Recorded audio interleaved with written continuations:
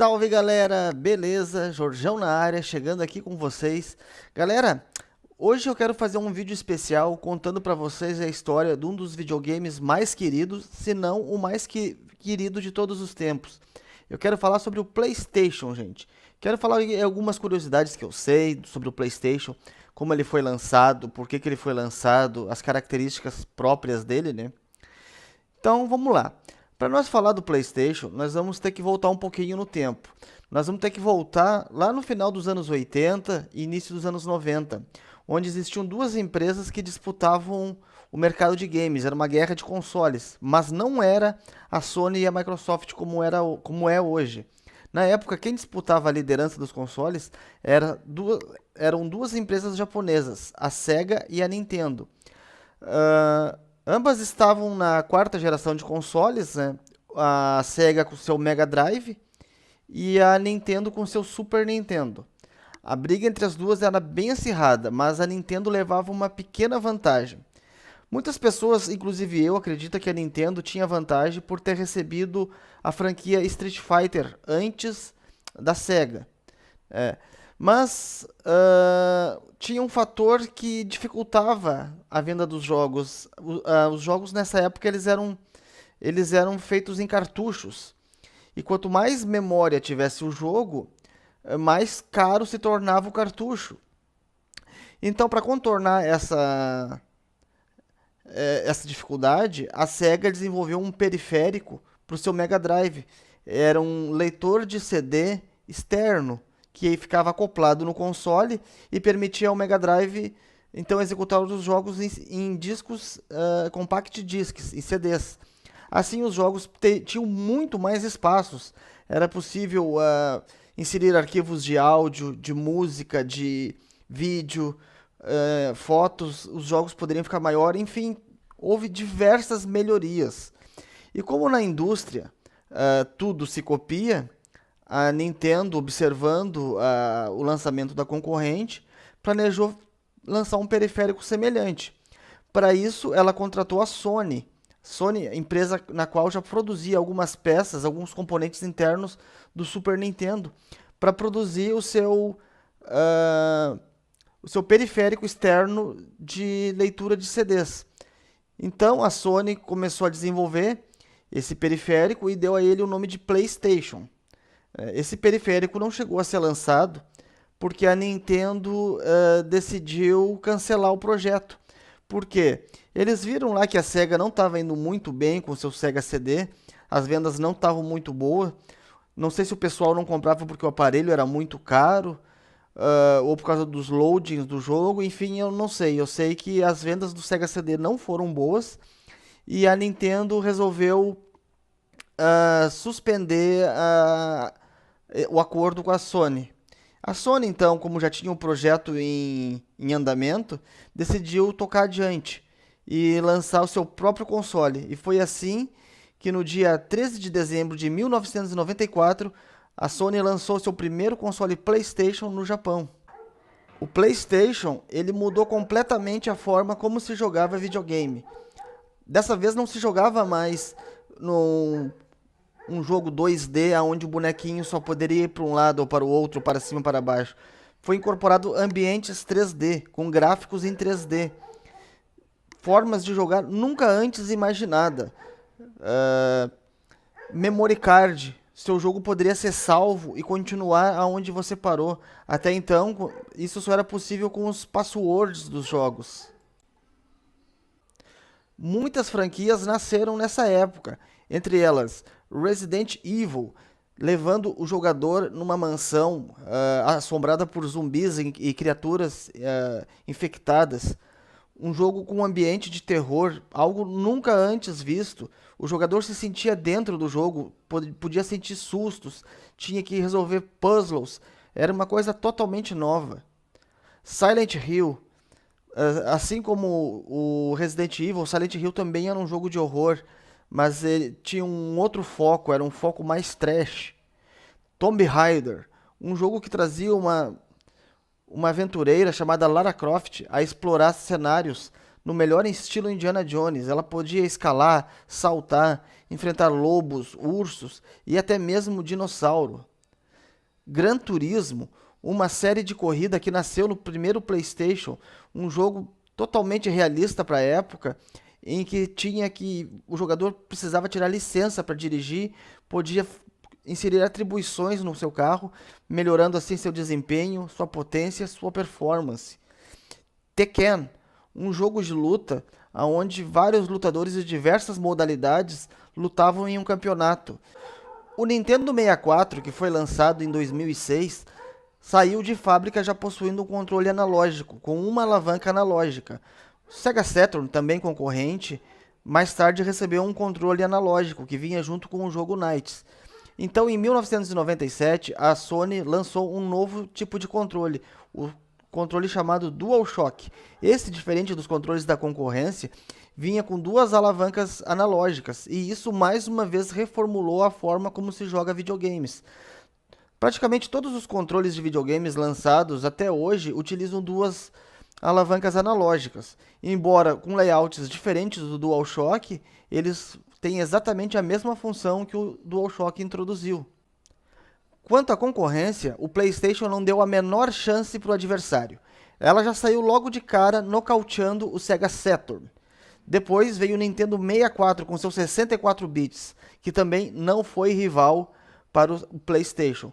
Por fim, veio o Sega Dreamcast com 128 bits, mas o coitado faleceu logo cedo também e não foi páreo para o nosso campeão PlayStation, que até então foi o console mais vendido de todos os tempos, chegando a uma marca de 105 milhões de unidades vendidas.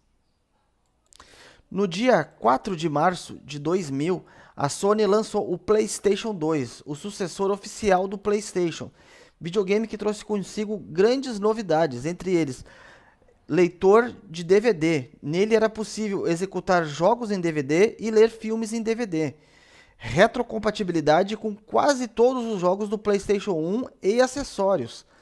Controles e memory cards muito semelhantes ao PlayStation 1. No caso, o controle do PlayStation 2 era muito semelhante ao DualShock do PlayStation 1. Uma das grandes estratégias da Sony ao lançar o PlayStation 2 foi lançar ele totalmente compatível com o PlayStation 1 e com a possibilidade de executar filmes em DVD. Na época, os leitores de DVD eram muito caros e o videogame era mais barato do que um leitor de DVD. Então, a pessoa que adquiria um PlayStation 2 matava 3 coelhos numa única cajadada. Ela adquiria uma nova plataforma, o PlayStation 2, mantinha seu acervo, o PlayStation 1, e ainda adquiria uma mídia, um novo padrão de mídia de filmes, que era o DVD. As principais franquias ganharam continuação no PlayStation 2. Entre elas, o jogo de luta Tekken, o jogo de corrida Gran Turismo, e o jogo de terror Silent Hill e o jogo de espionagem Metal Gear. Houve também no PlayStation 2 o nascimento do God of War, uma das principais franquias da Sony. E também houve o surgimento de outras franquias que não foram tão bem sucedidas. Entre elas, Devil May Cry, que a princípio era um projeto de Resident Evil 4 que não deu certo, e um outro jogo de ninja que se passava no Japão feudal chamado Onimusha. Foi no PlayStation 2 também que GTA se tornou o sucesso que é, lançando GTA 3, posteriormente GTA 3 Vice City e depois GTA 3 San Andreas. Foi no PlayStation 2 que o GTA assumiu a forma como a gente conhece hoje, com a visão, com um jogo totalmente livre, com um cenário 100% explorado. Tudo isso foi no PlayStation que começou. O PlayStation 2 enfrentou como concorrência o Sega Dreamcast, que não deu nem pro cheiro, falecido, o GameCube e o Xbox. Esses dois consoles, o GameCube e o Xbox, eles possuíam um hardware bem superior ao PlayStation 2. Mas, mais uma vez, o pequeno Davi derrotou os Golias e se manteve na liderança, sendo o console mais vendido da sua geração. O PlayStation 2 só não foi o console mais vendido da sua geração, como foi o console mais vendido de todos os tempos, com 155 milhões de unidades. No dia 11 de novembro de 2006, a Sony finalmente lançava seu PlayStation 3, um videogame que trazia bastante novidades, entre elas um leitor de Blu-ray, tanto para jogos quanto para filmes. A Sony queria tentar repetir a tática do PlayStation 2, onde ela introduziu um player de DVD embutido num console. Agora, dessa vez, ela queria fazer a mesma tática com o Blu-ray. Os jogos começaram a surgir em alta definição, jogos em 720p e até em 1080p. O console ele vinha com um HD de 20 gigas ou 60 gigas. Foi a primeira vez que os consoles da Sony vieram equipados com HDs. Também foi introduzida uma rede online, a PlayStation Network, onde os jogadores de PlayStation poderiam interagir com jogadores de qualquer parte do mundo numa jogatina online. Era possível também comprar jogos, conteúdos, DLCs, tudo online, tudo sem sair de casa e baixar o conteúdo diretamente no HD do seu console. As primeiras versões de PlayStation 3 a chegar nas prateleiras era parcialmente retrocompatível com o PlayStation 2. Era possível executar alguns jogos de PlayStation 2 no PlayStation 3. Mais tarde, a retrocompatibilidade foi deixada de lado e as próximas unidades a saírem de fábrica deixaram de ser retrocompatível com o PlayStation 2. O joystick trazia um layout muito semelhante ao do DualShock 1 e DualShock 2, só que dessa vez ele não precisava de fios. A comunicação dele com o aparelho era via Bluetooth. Nele também foi introduzido um sensor de movimentos, onde em alguns jogos poderia usar essa função específica. Os jogos. Como era de se esperar, as principais franquias tiveram sequência no PlayStation 3. Entre elas, Gran Turismo, Metal Gear, Final Fantasy, God of War, entre outros. Teve também o surgimento de novas e incríveis franquias, entre elas Uncharted, um jogo estilo Tomb Raider, Indiana Jones, onde você controla Nathan Drake e ele é um explorador, e também The Last of Us, um jogo que leva o protagonista Joel a um mundo pós-apocalíptico infestado por criaturas semelhantes a zumbis, e ele tem que escoltar uma adolescente até o outro lado do país. Também surgiram jogos que apelavam bastante para o sistema emocional da pessoa, entre eles Heavy Rain e Beyond Two Souls, mas esses jogos não tiveram uma continuação. No mundo do futebol, a série FIFA começa a passar a série Pro Evolution Soccer. A série Pro Evolution Soccer começa a ser taxada de não inovar, enquanto a série FIFA inova bastante. Sendo assim, a série FIFA acaba se tornando a série de futebol preferida entre os jogadores. No mundo dos FPS, surge um novo queridinho, Call of Duty. Um jogo que a princípio era de Segunda Guerra, introduziu um sistema de multiplayer muito interessante e muito divertido, aonde quanto mais vezes você ia matando, você acumulava kill streaks e podia chamar reforços para lhe ajudar durante a partida. Quanto à concorrência, aqui as coisas começaram a mudar um pouco. A Sony, que sempre teve uma vantagem folgada em relação aos seus adversários, aqui ela acabou saindo atrás. O PlayStation 3 foi lançado em 2006, um ano após o Xbox 360, dando ao rival, o console da Microsoft, quase um ano de vantagem para sair na frente. Sendo assim, se tornou bastante difícil para a Sony conseguir recuperar a liderança no mercado. O motivo do atraso, segundo a própria Sony, foi porque eles investiram bastante num sistema anti-pirataria e também que eles estavam com dificuldade de produzir o leitor de Blu-ray do console. Tanto que nessa geração, o campeão de vendas foi a Nintendo, com seu Nintendo Wii, que vendeu 102 milhões de unidades.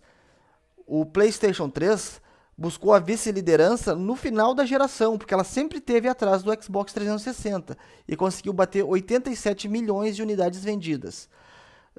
Já o Xbox 360 vendeu 86 milhões de unidades. E eis que finalmente chegou o sucessor do PlayStation 3. Em 15 de novembro de 2013, a Sony lança o PlayStation 4 e se compromete a recuperar o carinho que ela tinha na geração do PlayStation 2. As principais novidades do console foram... Bom, as novidades aqui não foram tão impactantes quanto a geração anterior. Ele foi o primeiro PlayStation a não ter nenhum tipo de retrocompatibilidade. Os gráficos melhoraram, mas nem tanto. Um dos recursos mais bem-vindos do PlayStation 4 foi a possibilidade de criar um chat de grupo online, recurso na qual não estava presente no PlayStation 3 e estava presente no seu adversário, o Xbox 360. Finalmente, era possível conversar num grupo independente do jogo que estivesse sendo jogado. Esse recurso foi muito pedido no PlayStation 3, mas como o PlayStation 3 tinha pouca memória, os dirigentes da Sony afirmaram que o recurso de chat nunca seria possível no PlayStation 3.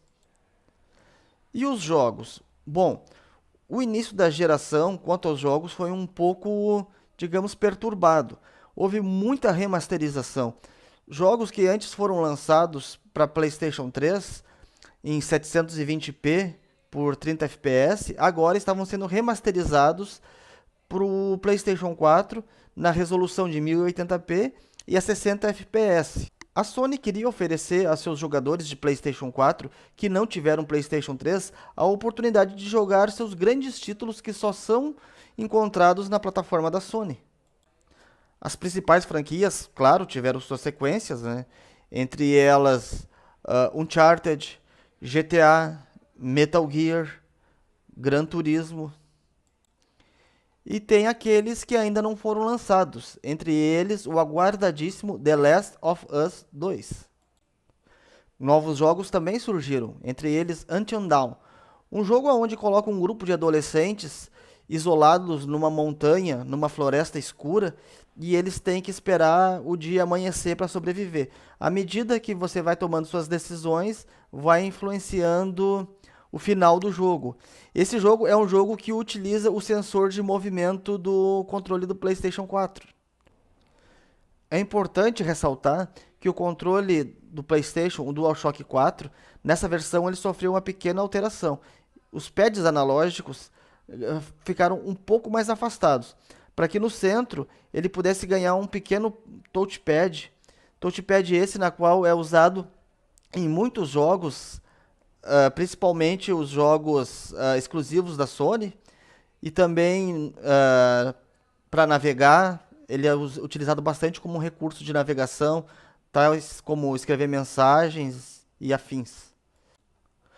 O poderoso Call of Duty acaba perdendo bastante forças, porque como ele foi um jogo que nasceu na Segunda Guerra, com o tema de Segunda Guerra, ele começou a ir para um lado muito futurista, e os fãs não gostaram, e os fãs reclamavam todos os anos, mas parece que a Activision não ouvia. Até que então saiu Battlefield 1, e muita gente foi para o lado do jogo da Electronic Arts.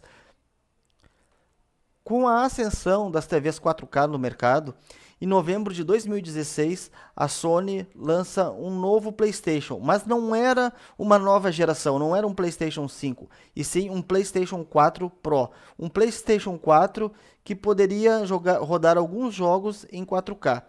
Como ele tinha um hardware mais robusto, uma GPU mais poderosa que o seu irmão mais velho, o PlayStation 4, ele poderia oferecer mais detalhes gráficos nos jogos, sempre a critério do produtor. Ele poderia escolher como utilizar essa sobra de recursos, né? Eles poderiam usar em mais resolução, em mais frame rate, em mais detalhes. Alguns jogos vêm com a opção de você poder jogar ele com maior resolução ou maior frame rate. Alguns analistas dizem que o PlayStation 5 vai chegar entre 2019 e 2020. Eu, honestamente, eu ainda não sei nada. Eu não li nada de concreto a respeito. Eu estou trazendo, nesse momento, apenas uma especulação. Sabemos que ele vai sair um dia, mas não sabemos quando, né? Não sabemos também se ele vai ser um PlayStation 4 Pro, Ultra, Power, alguma coisa, ou se ele vai ser um PlayStation 5, uma plataforma totalmente nova. Isso só o tempo e as vendas do PlayStation 4 vão dizer. Bom, gente, então isso foi um pouco do conhecimento que eu tenho, que resolvi trazer para vocês sobre o PlayStation. Eu espero que vocês tenham gostado. Eu peço desculpas se de repente eu errei em alguma coisa. Vocês podem me corrigir, vocês podem completar o que eu falei nos comentários aqui embaixo. Quero pedir para vocês que deixem um like, porque esse vídeo foi bem difícil de fazer, gente. Me deu bastante trabalho. E que compartilhe com os amigos de vocês, pessoal que curte game, pessoal aí da escola, do trabalho, do grupo do WhatsApp, do Facebook, enfim. E deixe ativado o sininho de notificação, porque em breve vai estar chegando mais vídeos com bastante conteúdo interessante. Falou então, galera? Um grande abraço de coração a todos vocês, fiquem com Deus, até mais. Tchau.